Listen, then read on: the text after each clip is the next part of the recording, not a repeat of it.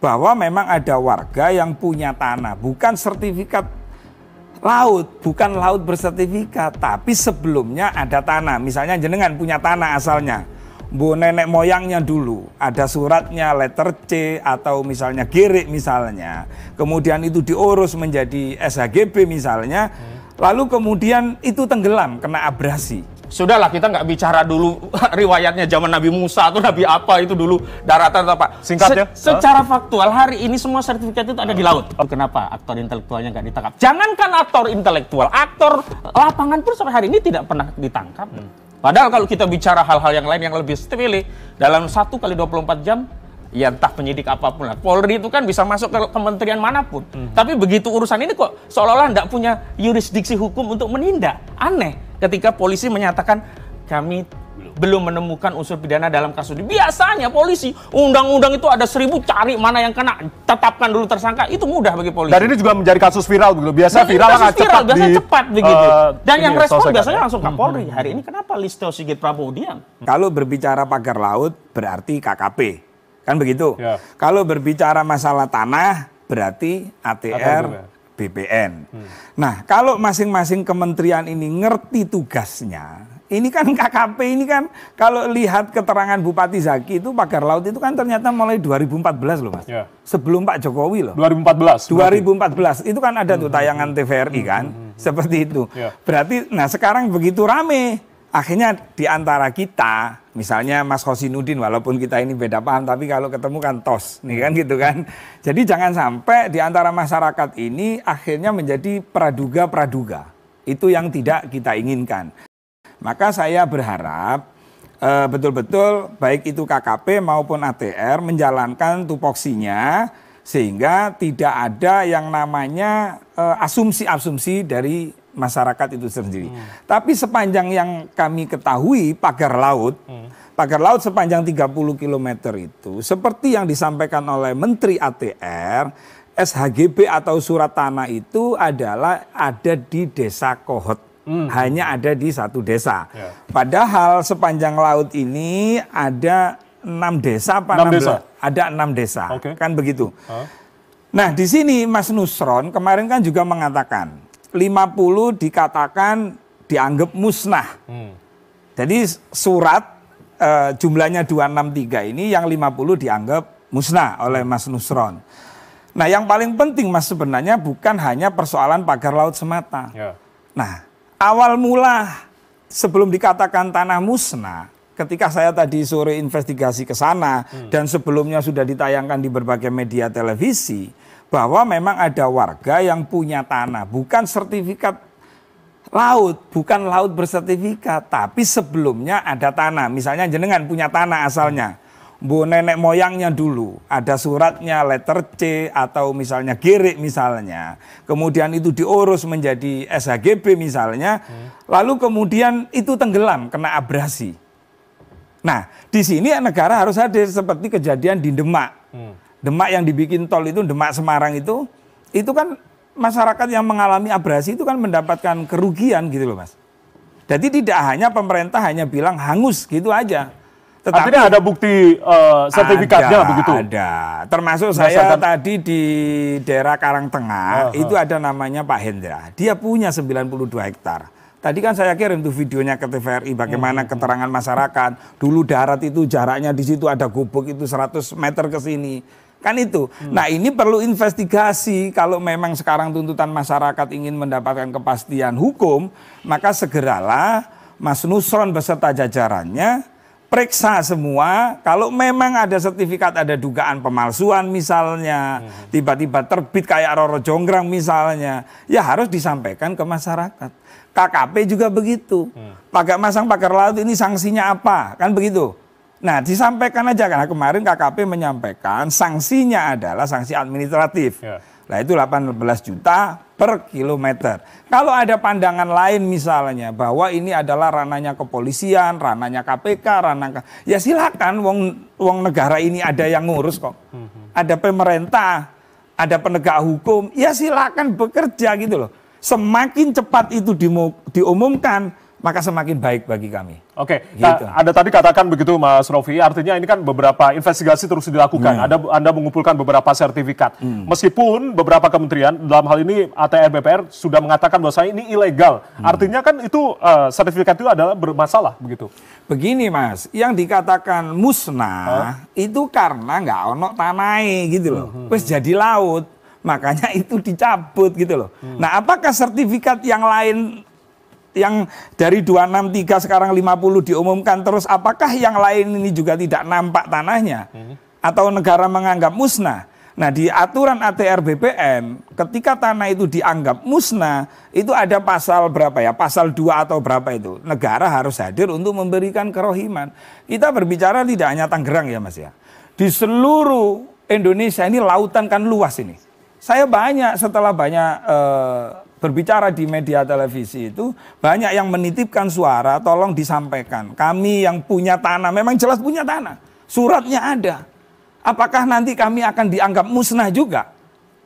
Kan begitu. Apakah tidak pernah ada EMI 2 kardus untuk tanah yang mengalami abrasi? Tanah warga ini, kan begitu Mas. Nah ini yang harus dibahas juga oleh negara kalau kita bersama-sama membela rakyat. Rakyat itu kan macam-macam, tidak hanya rakyat yang misalnya terhalang pagar laut. Sekarang pagar laut kan sudah diringkes, dicabut.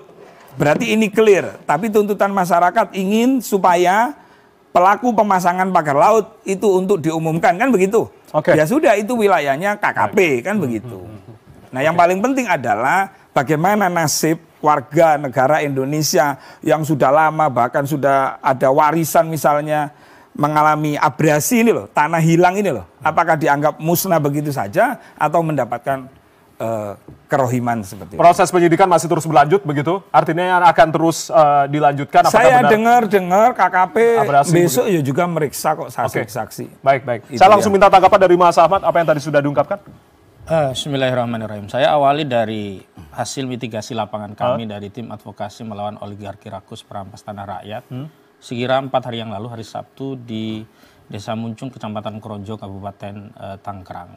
Di sana ada tanah yang tiba-tiba diuruk dan kemudian terpaksa harus menerima ganti rugi 50.000 per meter dan sampai sekarang baru separuh dibayar. Uruknya di kapan Mas itu?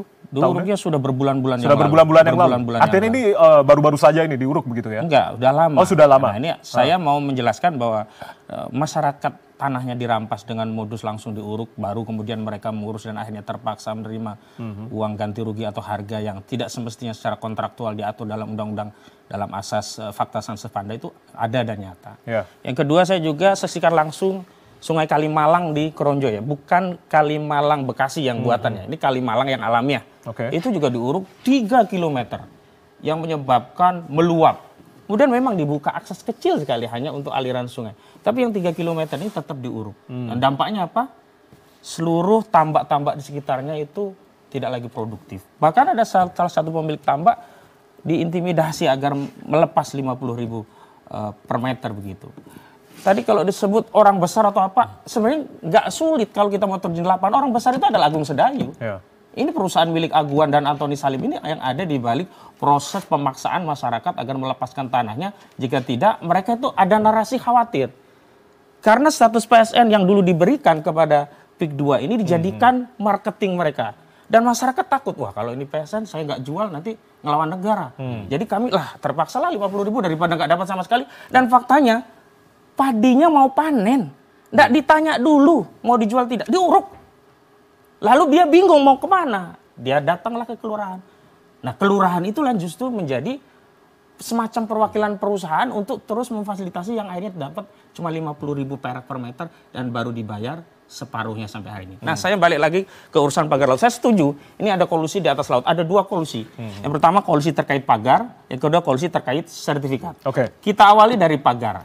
Saya setuju Pak Menteri KKP menyatakan pagar laut ini ilegal. Kalau tadi ditanya, lalu kenapa aktor intelektualnya nggak ditangkap? Jangankan aktor intelektual, aktor lapangan pun sampai hari ini tidak pernah ditangkap. Padahal kalau kita bicara hal-hal yang lain yang lebih sepele, dalam 1 kali 24 jam, ya entah penyidik apapun lah. Polri itu kan bisa masuk ke kementerian manapun. Tapi begitu urusan ini kok seolah-olah nggak punya yurisdiksi hukum untuk menindak. Aneh ketika polisi menyatakan kami belum menemukan unsur pidana dalam kasus ini. Biasanya polisi, undang-undang itu ada 1000, cari mana yang kena, tetapkan dulu tersangka, itu mudah bagi polisi. Dan ini juga menjadi kasus viral begitu. Biasa viral kan cepat begitu. Dan yang respon biasanya langsung Kapolri. Hari ini kenapa Listio Sigit Prabowo diam? Itu pertanyaan. Nah, kalau kita setuju semua, pagarnya ilegal. Berarti kan setelah ilegal kita harus cari pelakunya, pendananya. Nggak mungkin pagar 30,16 km didanai oleh panjenengan, saya nggak mungkin, apalagi nelayan. Nah, ini yang belum terjawab oleh institusi negara sebagai representasi yang punya otoritas untuk memberikan tafsiran secara legal terhadap apa yang terjadi di tengah masyarakat. Tapi jangan lupakan tadi ada tanah-tanah yang terkena abrasi. Itu hal yang lain. Itu hal yang lain. Dan sekali lagi, narasi abrasi ini kan sebenarnya dijadikan dalih untuk melegitimasi adanya sertifikat di atas laut. Nggak ada cerita itu. Yang saya ketahui, ini informasi yang kumpulkan. Sertifikat-sertifikat di laut itu dibuat secara ilegal dengan dalih dulu di sana ada tambak atau budidaya ikan laut lainnya yang seolah-olah itu sudah hilang, kemudian diajukan ke BPN untuk bisa diterbitkan sertifikat.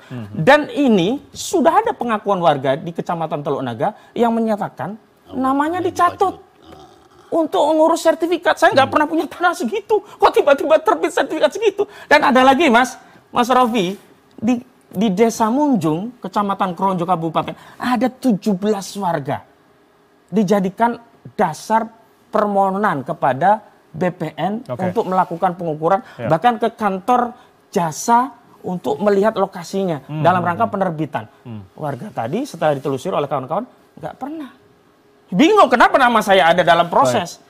Sekarang kelurahan, pihak desa membantah. Tapi surat itu sudah beredar. Dan kami akan menjadikan ini bagian temuan lebih lanjut untuk membantu. Karena begini, saya juga heran kenapa institusi Polri hari ini tidak mengambil tindakan. Karena kalau kita bicara tipikor, betul kata Pak Susno itu bukan hanya Kejaksaan Agung, bukan hanya KPK. Institusi Polri juga berwenang begitu. Nah, yang aneh hari ini justru yang sudah melakukan penyelidikan adalah Kejaksaan Agung RI melalui tindak pidana khusus tipikor, sudah memanggil. Tapi pemanggilannya tidak langsung pemeriksaan kepala desa Kot, baru sebatas permintaan dokumen berkaitan dengan sertifikat-sertifikat yang ada di laut. Pertanyaan berikutnya, saya khawatir kasus ini akan dilokalisir hanya di desa Kohot.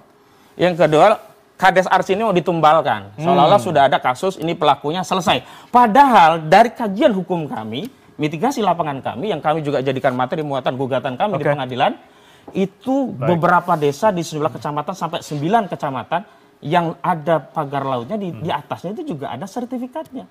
Kenapa hanya di Kohot? Dan pertanyaan yang kritis kita, sudahlah kita nggak bicara dulu riwayatnya zaman Nabi Musa atau Nabi apa itu dulu daratan atau apa. Singkatnya. Secara faktual hari ini semua sertifikat itu ada di laut. Semua sertifikat ada di laut. Semestinya semuanya demi hukum dibatalkan. Kenapa hanya 50 yang dibatalkan dari 263? Bagaimana yang 17 SHM-nya? Nah, ini sebenarnya begini. Tapi menarik, kita tahan dulu, Mas, kita akan jeda, nanti dilanjutkan oleh Mas Ahmad. Usai jeda kita akan kembali. Mas